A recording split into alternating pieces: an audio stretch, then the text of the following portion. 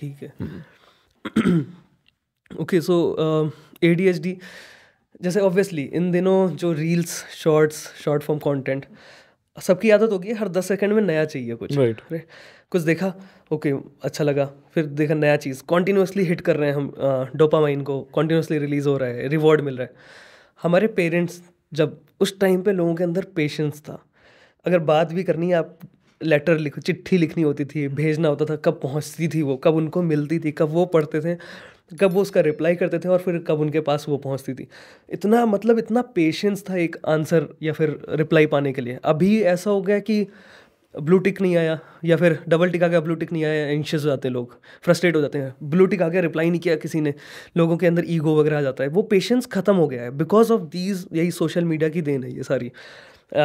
Obviously कुछ अच्छे भी चीज़ें हैं, कुछ गलत भी चीज़ें हैं, तो जस्ट शॉर्ट फॉर्म कंटेंट की वजह से हम कॉन्टिन्यूसली डोपामाइन को हिट कर रहे हैं।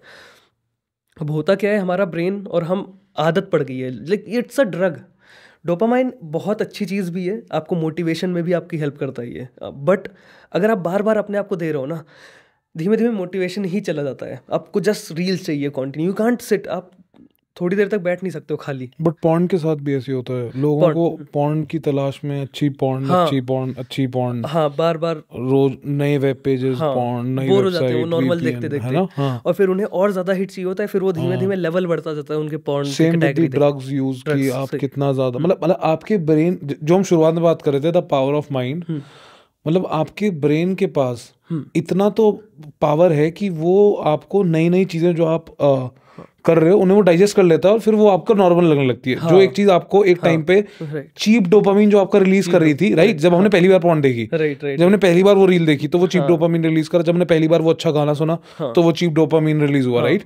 तो जो आपकी न्यूरो लिंग्विस्टिक प्रोग्रामिंग है ब्रेन की, जो मिमिक कर रही थी पहली टाइम पे आपके चीप डोपामिन को, अब वो सेकंड टाइम पे उतना नहीं करेगी, वो थर्ड टाइम पे उतना नहीं करेगी, राइट। तो रिपीटेटिवली ये तो ब्रेन का एक मतलब ये हो गया है कि अगर फर्स्ट टाइम पे हमें कोई चीज देख के समझ आ रहा है तो वो सेकंड टाइम पे उतना अच्छा नहीं लगेगा। ठीक है, समझ गया मैं। अब इसीलिए जो डोपामाइन डिटॉक्स वगैरह कॉन्सेप्ट है, तो क्या होता है डोपामाइन डिटॉक्स, पहले ये भी आप एक्सप्लेन कर दो। डोपामाइन डिटॉक्स वही कॉन्सेप्ट है कि आपको बहुत कुछ टाइम तक, 3 दिन हो गया या 1 दिन हो गया या 7 दिन हो गया, आपको डोपामाइन से दूर रहना है। मतलब कि चीप, हाँ, मैं आपको रोक बीच बीच में इसलिए रहा हूँ क्योंकि देखो मुझे तो समझ आएगा, क्योंकि मैंने और आपने इस पे थोड़ा बहुत पढ़ा हुआ है, राइट। तो थोड़ा सा इसको और ब्रॉडर में ले जाते हैं। डोपामाइन डिटॉक्स, सुबह लेट तक सोए, जो आदमी 8 बजे तक सो रहा है वो 10 बजे तक सोया, उसको डोपामिन मिला, राइट। ठीक है, थोड़ा तो रिलीज होगा क्योंकि sleep is a happy hormone, right. जब कोई सो के उठता है तो वो इट फील्स गुड, है ना। हाँ, तो अब उसे डोपामिन डिटॉक्स करना है, कितने दिन बताया आपने? 3 फेज, या तो 1 दिन कर दो पूरा, ठीक है, या 3 दिन कर दो, ठीक है, या फिर 7 दिन कर दो। प्रो हम पहले 1 दिन पे बात करते हैं। 1 दिन डोपामिन डिटॉक्स क्या होता है? ओके, जस्ट सपोज 1 दिन करना है आपको, 24 आवर्स का डोपामाइन डिटॉक्स करना है कि अपने ब्रेन को वापस से रीवायर सही करना है ना। तो सबसे बस सिंपली जो भी चीज आपको ग्रेटिफिकेशन देती है, आसान शब्द में अच्छा फील करवाती है आपको, अच्छा फील करवाती है, जिससे आपको रिवॉर्ड मिलता है, राइट, इजी तरीके से, वो मत करो, वो नहीं करना। इवन शुगर, राइट, शुगर वगैरह कुछ भी नहीं खाना, भी नहीं। मतलब शुगर के लिए भी एक डिप्रेसिव आदमी को उठ के किचन तक जाना पड़ेगा।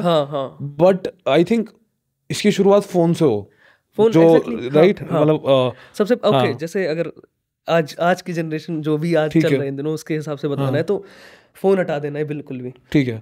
इवन बात भी मत करो, बेटर है, किसी से बात भी नहीं करना है। क्या इफेक्ट होगा इससे ब्रेन पे? क्योंकि जब भी हम फोन यूज करते हैं, बात करते हैं, गाना सुनते हैं, कुछ भी हो गया, वी फील गुड, क्योंकि हमें कुछ ट्रिगर चाहिए कंटिन्यूअसली, हमें वी वांट। इससे इफेक्ट क्या होगा? ब्रेन की न्यूरो लिंग्विस्टिक प्रोग्रामिंग क्या मिमिक करेगी इससे? जब आपको 1 दिन पूरा डोपामिन नहीं मिला, आप सुबह 10 बजे उठे और सुबह 10 बजे से लेकर अगले 10 बजे ना आपने गाना सुना, ना आपने फोन यूज करा, आपने सादा खाना खाया, आपने यहाँ तक कि नमक is also thing for brain, right. तो आपने पूरे दिन कुछ भी ऐसी चीज नहीं करी यार, ये बहुत इंटरेस्टिंग चीज है। तो आप ये बहुत स्ट्रॉन्ग माइंड के ऊपर बात है कि मुझे लग रहा है वो ये योगिक माइंडसेट पे आ गई है बात, राइट? क्योंकि योगी के लिए वो मतलब जैसे अघोरी क्या बोलते हैं कि हमें कुछ भी दे दो खाने के लिए, हमें मतलब नहीं है। हमारे सामने खाना, अगर इंसान एक मरा हुआ कच्चा, हमारे लिए वो इंसान नहीं है, हमारे लिए तो वो खाना है, राइट? वो उन्होंने अपने ब्रेन के लिए मिमिक कर दिया, राइट? उन्होंने देखने का नजरिया बदल दिया। तो मैं आपसे यही कह रहा हूँ कि एक आम इंसान जो कॉलेज गोइंग है आदमी या ऑफिस गोइंग है, कॉर्पोरेट में काम कर रहा है, राइट?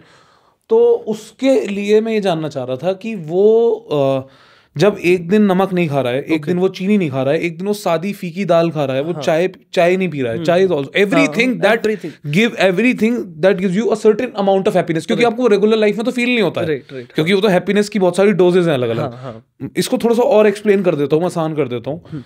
सुबह उठे, आपने सुबह उठते के साथ ही चाय पी, राइट? फर्स्ट हैप्पीनेस है ना, कैफीन मिला, हाँ कैफीन, फर्स्ट हैप्पीनेस। अच्छा नाश्ता करा, हेवी आलू के पराठे, गोभी के पराठे खाए, डोपामिन, इंस्टेंट डोपामिन रिलीज हुआ। ये भी आपको अच्छा, अब क्योंकि हैबिट हो गई है तो अच्छा नहीं लगता है, राइट? फिर आपने ये क्योंकि अब आप खा रहे हो और अब आप चाय पी रहे हो, तो आपने टीवी भी देखा, एक अच्छा कंटेंट देखा आपने, है ना? आपने कोई ओटीटी पे बहुत अच्छा शो देखा, तो तुरंत एक इंस्टेंट रिलीज। तो ऐसे ऐसे करके पूरी रात तक आपने बहुत सारे डोपामिन रिलीज ली। अब अगले दिन आपने कहा यार ये ना मेरी लाइफ में बहुत ही मीडियोकर चीजें हो रही हैं, राइट, है ना? अब मुझे ना लाइफ में कुछ ऐसा करना है कि यार इसे मुझे डिटॉक्स करना है। तो आपके कहने से, डॉक्टर शुभम के कहने से, मैंने क्या करा, मैंने इसको डिटॉक्स करने के लिए सब कुछ कट कर दिया। अगले दिन या उस रात मेरे ब्रेन के साथ क्या होगा? ओके, जैसे पहले हमने बहुत ज्यादा डोपामाइन से फ्लश कर दिया था अपने न्यूरॉन्स, है ना, जो रिवॉर्ड सेंटर है, बार बार दे दे के, ठीक है। तो जो रिसेप्टर्स थे वो एक समय के बाद उस चीज पे सेटिस्फाई नहीं होते हैं, तो हमें ज्यादा चाहिए होता है, ठीक है? आई स्मोक्ड 1 सिगरेट, अब मुझे ज़्यादा चाहिए, ठीक है?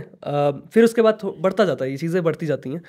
अब हमने क्या किया, हमने डोपामाइन डिटॉक्स किया 24 घंटे का। अब आपने पूरा उसको वापस से रेडी किया, क्योंकि जो आपने फ्लश किया हुआ था बहुत सारा, अब आप उसको नहीं दे रहे हो। जो बेस लाइन डोपामाइन का था वो अब धीमे धीमे नीचे आएगा। क्योंकि अब बहुत ज्यादा आप दे रहे थे और आपको ब्रेन ट्रिगर हो रहा था बार बार। नाउ अब आप खाली कर दियो, दे ही नहीं रहो, ठीक?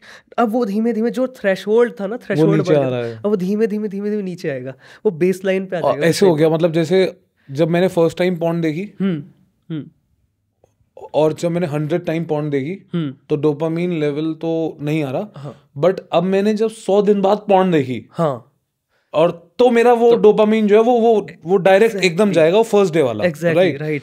तो बेसिकली इफ वही जो आपने शुरुआत में बात बोली, if you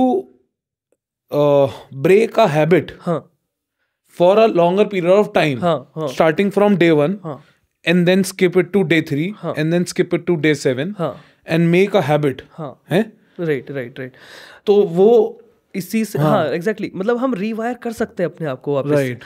हर चीज़ जो लोगों ने अपने ब्रेन के साथ मतलब इतना ज़्यादा ट्रिगर करके पॉर्न देख के जो भी कर रखा है, वो सब चीज एकदम वापस से साफ हो सकती है। इट्स नॉट वेरी टफ, नहीं, you just don't have to resist it, but you have to be mindfulness in the process while you are doing it. हाँ एग्जैक्टली। कि अच्छा, इसको मैं अपने ऊपर कैसे अप्लाई करता हूँ कि जैसे मुझे सपोजिटली मैं वाटर फास्टिंग जब करता हूँ, तो मैं क्या करता हूँ, अभी मतलब ऐसे नहीं कि मैं वाटर फास्टिंग स्टेज पे एकदम पहुंच गया, बट मैं ये सोच लेता हूँ कि मैं बहुत खा लेता हूँ, बहुत as in like I will eat a lot for 1 day and then another 2 day I will not eat 48 hours 72 hours time, है ना? तो मैं मतलब यही सोच रहा हूँ कि जब आप ये हैबिट्स के बारे में बता रहे हो, तो ये बहुत मतलब अगर कोई करना चाहे अपनी हैबिट्स को चेंज, तो they can do it also. If they are going to resist it, can they do it if they are fighting it? I think no, like कभी कभी इट्स गुड, समटाइम्स कोशिश करनी पड़ती है हमें खुद से रेजिस्ट करने की, बट जो जितने भी केसेस देखे गए रिलैप्स के, चाहे स्मोकिंग का वापस से रिलैप्स हो गया, अल्कोहलिक का हो गया, या फिर ड्रग एडिक्ट का हो गया, they somewhere they were resisting it. कहीं कुछ लेवल तक वो रेजिस्ट कर रहे थे, मुझे ये नहीं करना है। जैसे मान लीजिए स्मोकिंग हो गया, अल्कोहल हो गया, अगर इंसान रेजिस्ट कर रहा है मुझे नहीं करना है, ठीक है, वो छोड़ देगा कुछ टाइम तक, बट कोई भी ऐसा एक ट्रिगर, सबसे ज़्यादा मैक्सिमम रिलैप्स अल्कोहल में देखे गए हैं। अगर जो ये देखिए, कॉन्सेप्ट है ना, आपने सुना होगा 21 days ऑफ बिल्डिंग अ हाँ हैबिट, इस पे भी बताते हैं, हाँ हाँ बताइए। It's not that right. It's bullshit. हाँ, इट्स हाँ बुलशिट। मैंने लोला स्टडी जो मैं आपको बता रहा था, तो लोला स्टडी के अनुसार 16 से 254 दिन लगते हैं किसी भी हैबिट को ब्रेक और बनने के लिए। ओके। तो उसमें 96 लोगों की स्टडी, और ये पीर रिव्यूड है, हाँ, ठीक है। हाँ। तो ये ऐसा नहीं है कि इसमें अच्छा जो ये 21 day habit forming is bullshit and it's a thing. ये तो हमें मतलब बता दिया गया, राइट? बता इसको आप दिया। एक्सप्लेन करो थोड़ा सा Okay. और। ये चीज़ वो बताई गई है कि 21 दिन लगते हैं हमें एक हैबिट क्रिएट करने में, हाँ। और 90 days लगते हैं लाइफस्टाइल बनाने में उस हाँ। चीज़ को। मैंने ऐसे भी लोग देखे हैं जिन्होंने 300 दिन तक, 250 दिन तक चीज़ें छोड़ रखी हैं, रिलैप्स आ गया उनका। अच्छा। और कई लोग तो 7-7 साल बाद राइट। अल्कोहल छोड़ दिया, 7 साल बाद जब रिलैप्स आया एंड दे आर कुछ चीज ट्रिगर हो गई उन्हें, और उसके बाद हाँ वो उसके ऊपर क्या विचार है आपका? उसका लुक, ये सब पैटर्न है। हाँ। आप हो सकता हो छोड़ दियो, हाँ। ठीक है, मैं छोड़ दिया हूँ। हाँ। अगर आप बिलीव कर रहे हो, if you are resisting it, अगर आप बिलीव कर रहे हो नहीं मुझे नहीं करना है, नहीं करना है, अगर आप उस चीज़ से डरोगे, somewhere you are having that thing in your mind, कहीं ना कोई पैटर्न है अभी भी। और अगर आएगा, इसका मतलब अगर आप सिंपल वर्ड्स में, अगर मैं किसी चीज़ को रेजिस्ट करूँगा, दूर हटाऊंगा, दिस मीन्स मैंने उसको अभी तक समझा नहीं है। दिस मीन्स मैं अभी भी उसको अपनी पावर दे रहा हूँ, और अभी भी मैं बिलीव करता हूँ कि अगर वापस से मैंने स्टार्ट किया तो मेरी फिर से लग जाएंगे, है ना? तो this is the same thing कि अगर आप किसी भी चीज़ को रेजिस्ट करोगे, उसके रिलैप्स के चांसेस 100% ज़्यादा हैं, मतलब काफ़ी। और अल्कोहल में बहुत देखा गया है, लोगों ने 7 साल अल्कोहल छोड़ दिया और फिर रिलैप्स आया और वापस से वो एडिक्टेड हो गए बहुत ज़्यादा। अब उनकी तो लाइफस्टाइल नहीं बन जानी चाहिए थी ना 21 days में, तो 7 साल हो चुका है, अब तक तो लाइफस्टाइल उनकी बन जानी चाहिए, बट फिर भी क्यों रिलैप्स आया? This shows. और ये भी देखा गया वो heavily like they were resisting, नहीं मुझे नहीं करना। इफ़ यू अंडरस्टैंड, इवन आप ओशो का देखिए, वो जैसे ओशो या कृष्णमूर्ति भी ने, जो जय कृष्णमूर्ति, वो यही बोलते थे, just simply observe it. Even Osho बोलते थे if you are smoke with complete awareness, you will automatically, when you understand, जब आप समझ जाओगे ना उस चीज़ को, आपको ज़रूरत ही नहीं पड़ेगी किसी चीज़ को रेजिस्ट करने की, आप अपने आप ही नई चॉइसेस चूज़ करोगे, ऐसा। तो ये कॉन्सेप्ट है इसका। सही, मतलब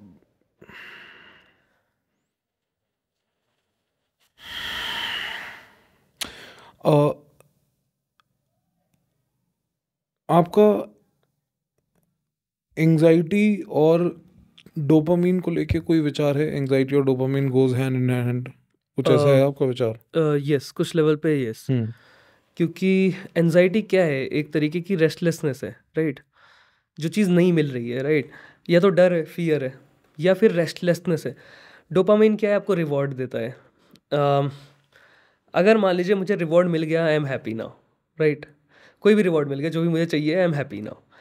अगर वो रिवॉर्ड नहीं मिला, या वो चीज़ मुझे डिले हो रही है मिलने में, यानी कि मैं रेस्टलेस फील करूँगा अब, क्योंकि मैं एडिक्टेड हूँ वो रिवॉर्ड का, वो रिवॉर्ड आई वांट इट। कैसे उसे प्रिवेंट करा जाए? ओके, अब ये पावर देखो, जब आप और पावर की बात कर रहे हैं और हैबिट की बात कर रहे हैं, तो ये शायद मुझे लगता है एक लेटर स्टेज की बात है, क्योंकि जो आदमी एकदम पागल हुआ पड़ा है उसे तो फिर चाहिए डॉक्टर की हेल्प। हाँ। बट जो अभी पागल नहीं हुए हैं, जो अभी उस स्टेज पे नहीं है, लेटर स्टेज पे नहीं है, और एंग्शियस हैं, राइट? हाँ।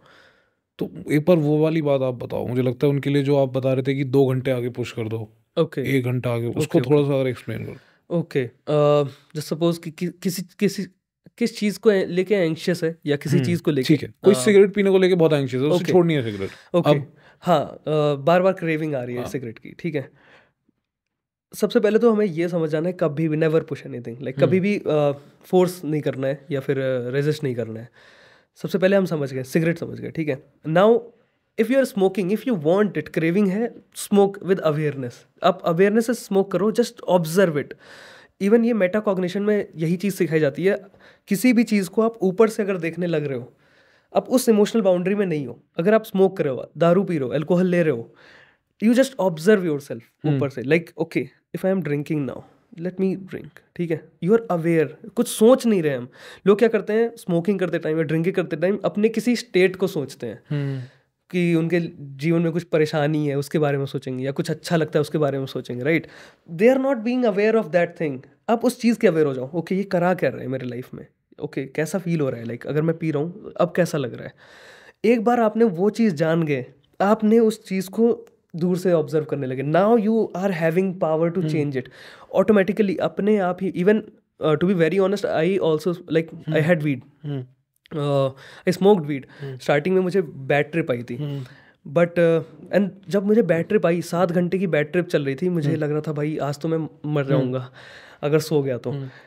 देन, और ये 2018 की बात है, तो फिर मुझे लगा यार इसमें, अगले दिन जब मैं कॉन्शियस हुआ, नॉर्मल हुआ, मैंने कहा इसमें था क्या चीज़ ऐसा कि मेरा पूरा मेंटल स्टेट हिल गया था. मुझे लगने लगा था भाई मैं मरने वाला हूँ आज रात वीड के बाद. फिर मैंने, I did one experiment on this. मैं डेली सुबह दोपहर शाम 10 दिन तक आई स्मोक्ड जस्ट टू ड्रैग्स. हाँ, वीड 2 ड्रैग्स, 2 to 3 ड्रैग्स, सुबह उठ के, दोपहर में लंच के टाइम और रात के. एंड मैं ऑब्जर्व करता था चेंजेस क्या आ रहे हैं. ओके, अभी मैंने 1 ड्रैग लिया तो मेरे ब्रेन में क्या चेंजेस आ रहे हैं. अच्छा, 3 ड्रैग में ओके मेरा थॉट्स बढ़ते जा रहे हैं. वो जो स्टेट ऑफ बीइंग है मेरा, मान लो मैं परेशान हूँ तो परेशान बढ़ रहा हूँ, मैं खुश हूँ तो वो हो रहा है.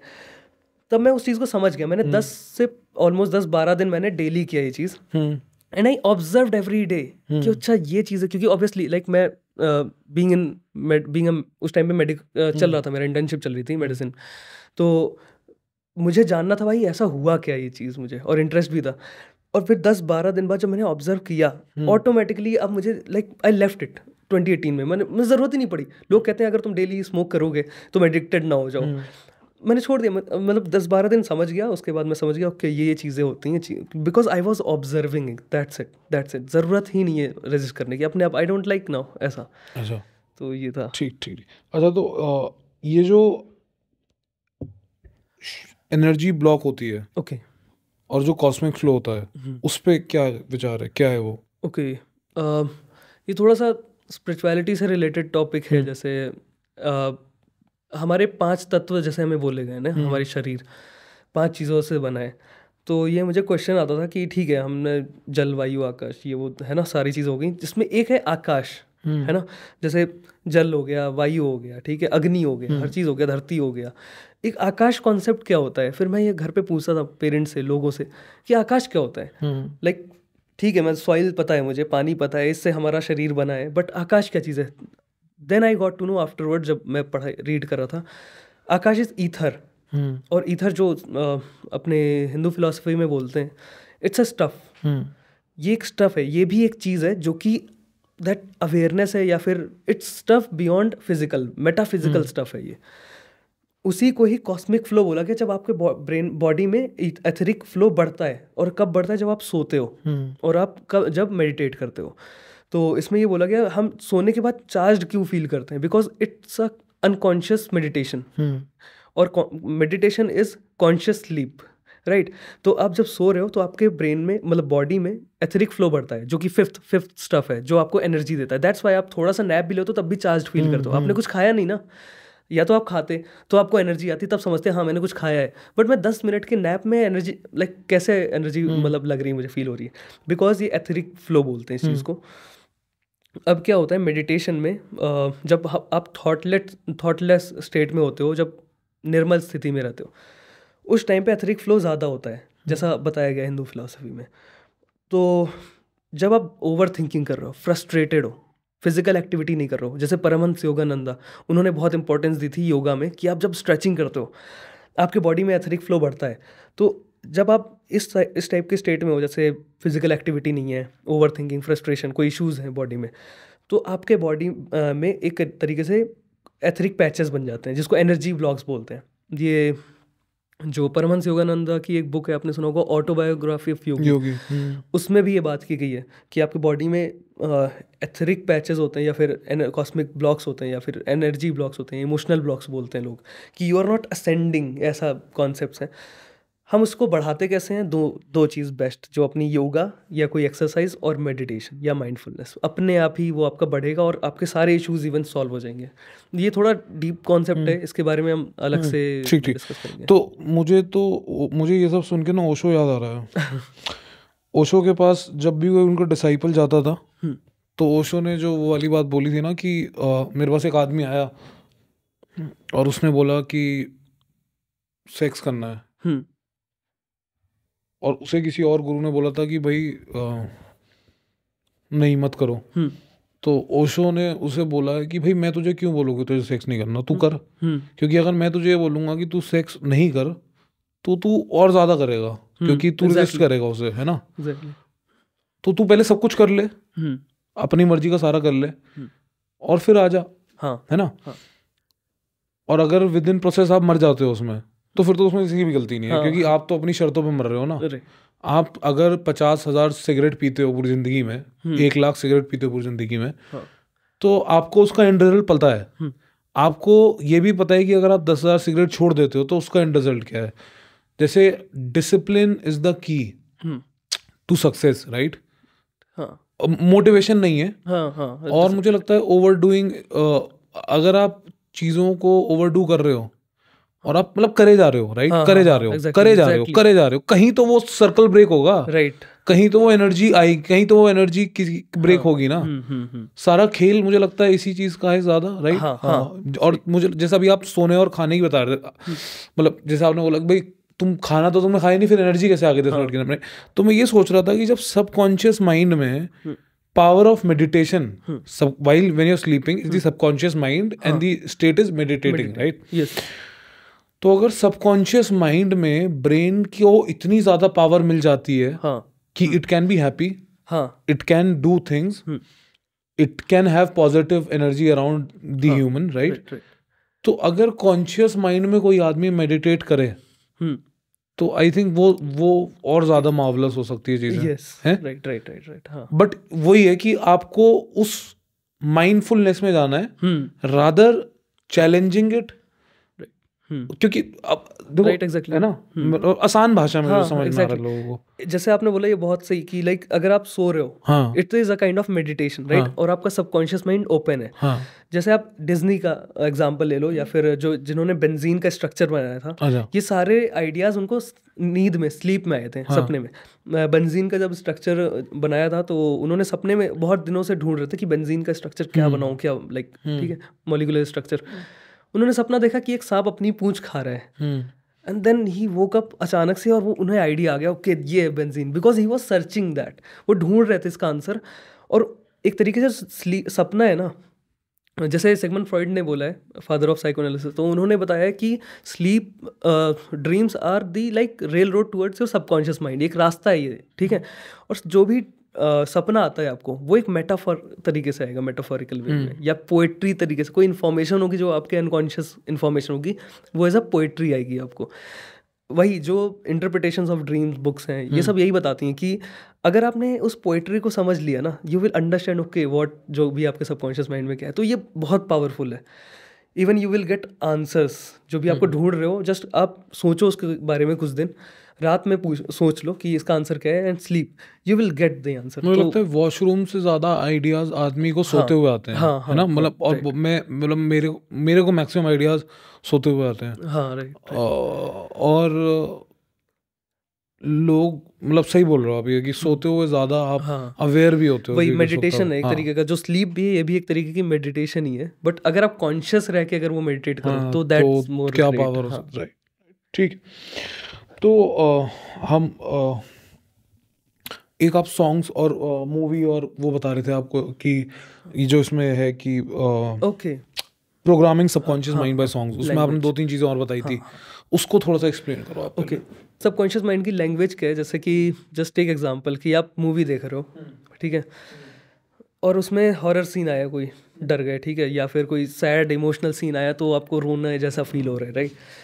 कॉन्शियसली और लॉजिकली हमें पता है कि ये सब झूठ हो रहा है, इट्स नॉट रियल, ये टीवी में चल रहा है एक बॉक्स में, राइट।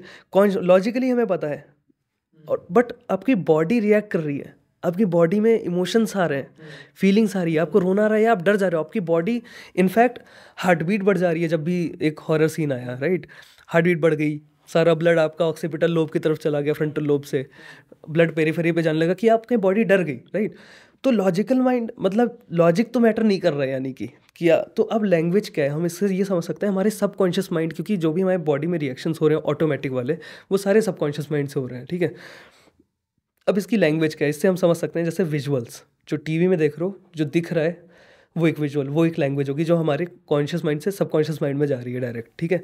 एक हो गया फीलिंग्स, क्या फीलिंग्स चल रही है वहाँ पे, ठीक है। एक हो गया स्टोरी, स्टोरी क्या चल रही है वहाँ पे, राइट। एक हो गया म्यूज़िक, कि म्यूज़िक कैसा चल रहा है। इसीलिए मैं कई बार बोलता हूँ, जैसे कई सारे लोग होते हैं जो सैड सॉन्ग सुनने की आदत होती है उन लोगों को, तो कहीं ना कहीं बार बार अगर सैड सॉन्ग सुन रहे हैं, दे आर फीलिंग सैड, ठीक है। इंटरनल केमिस्ट्री उनकी सैड या विक्टिम वाली रहेगी। इफ़ यू वही कि मेरे साथ ये गलत हुआ, अनकॉन्शियसली वो यही फील कर रहे हैं कि उनके साथ गलत हुआ। अब विक्टिम वाली फीलिंग है अगर, उनका बिहेवियर, इंटरनल केमिस्ट्री, हर चीज़ उनका विक्टिम जैसा होगा। और सेम उनके अप्रोचेज होंगे लाइफ में, और वैसे ही उनके लाइफ में इवेंट्स और एक्सपीरियंसेस और रिजल्ट्स होंगे।